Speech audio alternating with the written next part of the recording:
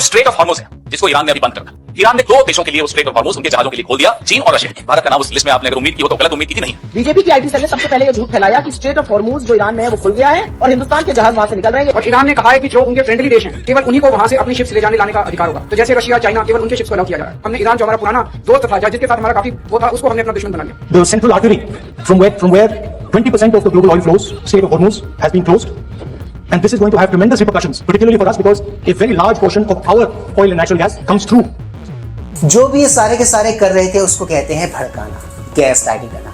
और gas lighting करने के बाद ये सारे के सारे कहाँ स्पॉट हुए? ये लोग स्पॉट होते हैं इफ्तार पार्टी में, 56 भोग का आनंद लेते हुए। उसके लिए एलपीजी कहाँ से आई इनको पता नहीं, आसमान से गिरा होगा शायद।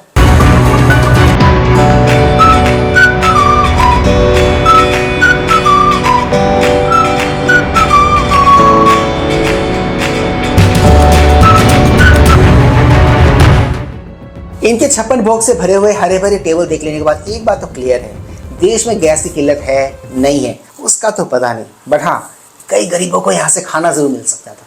क्या कहते हो आप लोग? और एक बात भूलना मत, ये सारे के सारे वही लोग हैं जिनका अपने शासनकाल में एलपीजी को लेकर रवैया कुछ ये हुआ करता। देखिए, वास्तव में ये झूठे अफवाहें फैला के फिजूल के हौसला दिला दिए पब्लिक को कि कोई शॉर्टेज नहीं होगी। तुरंत सिलेंडर का दाम बढ़ा दिए, रेस्टोरेंट बंद हो जा रहे हैं। प्रधानमंत्री जी क्या कर रहे हैं? आप क्या कहना चाह रहे हैं कि आप इतने गरीब हैं कि आप 900 रुपये नहीं दे सकते सिलेंडर के लिए? हाँ, गरीबों के लिए है वो। आप क्या कहना चाह रहे हैं कि एलपीजी आम गरीब इस्तेमाल करता है? हाँ, देख लेना इनका एटीट्यूड। मेरी शायद यही वजह है कि ये लोग सत्ता के बाहर है और मुझे ऐसा लगता है कि ये लोग सत्ता के बाहर ही ठीक है। खैर, इस सो कॉल्ड गैस की किल्लत पर सरकार का पक्ष क्या है जानना नहीं चाहोगे? खुद ही सुन लो एमए की जुबानी। शिवालिक और नंदा देवी ये भारतीय इंडियन फ्लैग वेसल थे। शिवालिक और नंदा देवी ये एलपीजी कैरी करते हैं, एलपीजी कैरियर्स हैं। इन्होंने आज अर्ली मॉर्निंग, देर रात में early morning straight of Hormuz cross किया सेफली और ये भारतवर्ष की तरफ बढ़ रहे हैं। क्या लगता है आप सबको, चमचे और दरबारी पत्रकार इनकी बात को मानेंगे?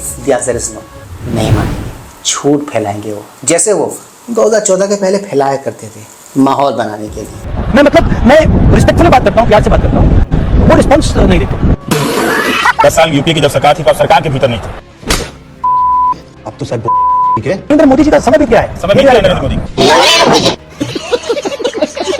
राहुल गांधी की पॉलिटिकल फिलोसफी, राहुल गांधी कुछ नहीं, राहुल गांधी को मिटाना चाहिए। नरेंद्र मोदी से कहा, देखिए आप रात को सोते नहीं, तो वो भ्रष्टाचार पे आप ही आरोप लगा देते हैं कि वो आप जमानत पर हैं। और आपकी डिग्री क्या है? बार-बार ये सवाल आता है, लोग बार-बार क्यों पूछते हैं ये सब? एमफिल डिग्री है, एमफिल डिग्री है। डिग्री आपने देखी नहीं, सच्चाई आपने देखा नहीं, उनको पप्पू बना दिया। मैं पप्पू हूँ, मैं पप्पू हूँ। नहीं, मुझे तो मजा आया। आपको मजा आ रहा था? आप भी काफी बहादुर हैं, मुस्कुरा लीजिए थोड़ा। इतनी खुशी मुझे। पता है ये महाशय आज की डेट पे भी ऐसा क्यों है? आज की डेट पे भी ये इस किस्म की पत्रकारिता क्यों कर रहे हैं? क्योंकि इनको अच्छे दिनों का इंतजार है, वो दिन जब राहुल गांधी जी पीएम बनेंगे और इन सब के अच्छे दिन लौट आएंगे। Please like, share, subscribe and high पर यूट्यूब चैनल ताकि हम ऐसे कंटेंट्स बनाते रहें और हमारा ये कंटेंट ज्यादा से ज्यादा लोगों तक पहुंचे। तो दोस्तों, ज्यादा वक्त न गवाते हुए let's go back to the topic पे। देखो दोस्तों, गैस की किल्लत से भी बड़ी प्रॉब्लम है अफवाहबाजों की अफवाह का बाजार। जी हाँ, सोशल मीडिया में ये लोग फैले हुए हैं। अब ये लोग टीवी स्पेस में भी नजर आने लगे हैं। टीवी स्पेस के जरिए भी ये लोग अफवाह फैलाने लगे हुए हैं। वो अलग बात है, इनकी धुलाई हर जगह चल रही है, क्या सोशल मीडिया, क्या टीवी स्पेस। अब ये 2011 की सिलेंडर की लाइन लगी हुई थी, इसको ट्विटर पर कांग्रेस ने अपने ट्विटर पर छाप दिया। बिना देखे, बिना चेक करे 135 साल पुरानी बूढ़ी पार्टी बताते हो आप अपने आप को, एक फोटो डालते हुए भी ध्यान नहीं रहता क्या? 2011 की ये तस्वीर को उठाकर अगर आप पेस्ट करेंगे तो जाहिर है इस देश में हंगामा होगा ही। इसके अलावा अगर मैं खास तौर पर बात करूं, आप ये देखिए ना, पेट्रोल के दामों में जिस तरीके की स्थितियां बढ़ी, आज पवन खेड़ा जी, हमारे खेड़ा जी बखेड़ा करने में हमेशा तैयार रहते हैं। There is an atmosphere of celebration in BJP camp because 2 Indian ships, Shivalik and Nanda Devi carrying LPG have crossed the strait of Hormuz, but there is a catch. The ship merely sailed out of Ras Laffan, Qatar under the Indian flag. The LPG on board is bound to Jackson, USA. Something anyone can easily verify on marine traffic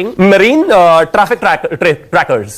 2 minute बाद tweet delete करके भाग गए। अरे भैया, इतनी जल्दी क्या है देश को लुटता हुआ देखने की, बर्बाद देखने की? इतना आनंद आ रहा है क्या? फिर 2 मिनट बाद डिलीट कर दिया। सुनिए, मुनाफाखोरी रोकने की जिम्मेदारी किसकी थी? हमारी है। मैं कहता हूं, कितनी बार पूछेंगे आप सवाल? हमारी है, लेकिन अब जवाब दे दो। उत्तर प्रदेश की, राजस्थान की, दिल्ली की सरकार इसके लिए रिस्पॉन्सिबल है। अच्छा, तमिलनाडु की किसकी? Carry on. तमिलनाडु की किसकी? ज्यादातर राज्यों में सरकारें किसकी? तो मतलब जिनमें कम है उनको गिने ना हम, सिर्फ 21 ज्यादा वाले हो गए। राज्यों में आप ये कहना सरकार चाह किसकी रहे है? हैं? तो नहीं तो बाकियों को छोड़ दे, वहां जैसे आपने छोड़ दिया उनके मुख्यमंत्री को, जैसे आपने बाकी के राज्यों को छोड़ दिया। शिवम त्यागी, शिवम रुकिए ना, अरे भाई रुक जाइए।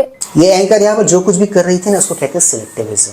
She was talking about BJP rule state, but इन्होंने एक बार भी मेंशन नहीं किया कि जहाँ पर विपक्ष की सरकारें रूल कर रही है वहां पर क्या हाल है। इनका जो भी अप्रोच आपने सोफा देखा ना उसको कहते हैं टिपिकल अर्बन लेफ्टिस्ट अप्रोच, जिसके बारे में इन दिनों लोगों को बहुत ही अच्छे से पता है। इसलिए देखो ना, कोई भी आता है और आकर इनको धोके चले जाता है, इनको रेल के चले जाता है। You then went on to say our country was built by white Europeans, not third world invaders from India. I think you should do more than just express regret. From what I can see, you're brazenly racist and Islamophobic, which has no place, ma'am, in today's world. So get real, ma'am. Sorry to say that, but that comment are unacceptable to me as an Indian and as a world citizen. I will say that I don't believe that Islamophobia is real. I believe Islamophobia is a hoax. It is a term that is used to make people fearful of speaking out about their own survival. And a phobia, sir, is defined as an irrational fear. And it is not irrational to fear an ideology that explicitly calls for the killing of non-Muslims. What data research informs your view that Islamic terror is the biggest threat to America? And allow me to give you just a slice of data, and it's coming from your own country. This is the University of Maryland Global Terrorism Database and the US State Department database itself. And I'm talking about the last decade, 10 years, where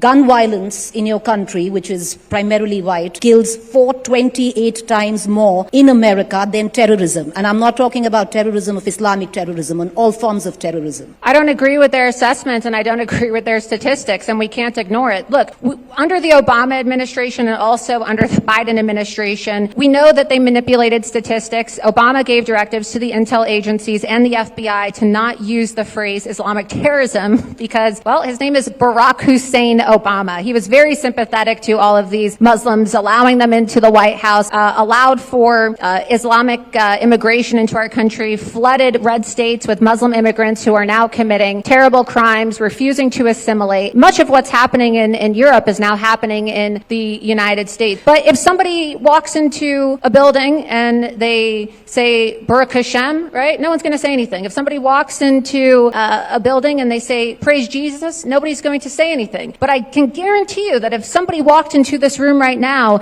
and they screamed Allahu Akbar, we would all hit the deck. ये clip social media पे भयंकर viral है दोस्तों। इस clip के आखिर में जो मैडम ने एक बात मेंशन की ना, एक बात कही ना, उसके वजह से इस देश का लेफ्टिस्ट अर्बन नक्सल ये जो इकोसिस्टम है ये लोग छिड़े हुए, ये लोग तेल मिलाए हुए। राजीव सरदेसा जैसे लोगों को लगता है कि दुनिया स्टेटमेंटशिप से चलती है, बड़ी बड़ी बातें करने से चलती है। बड़ी बड़ी बातें करने से ना तो देश चलता है और ना ही दुनिया चलती है। दुनिया एक ही फॉर्मूले, एक ही चीज़ पर काम करती है, एक ही चीज़ पर चलती है, और वो है जिसकी लाठी उसी का भैंस। रही तेल की किल्लत की बात तो वो एक अलग टॉपिक है, अलग विषय है। कितनी है कितनी नहीं है उस पर हम बाद में अलग से बहस कर सकते हैं। बट उससे बड़ी प्रॉब्लम हमारे देश में जो हम फेस कर रहे हैं वो है अफवाहबाजों की अफवाह।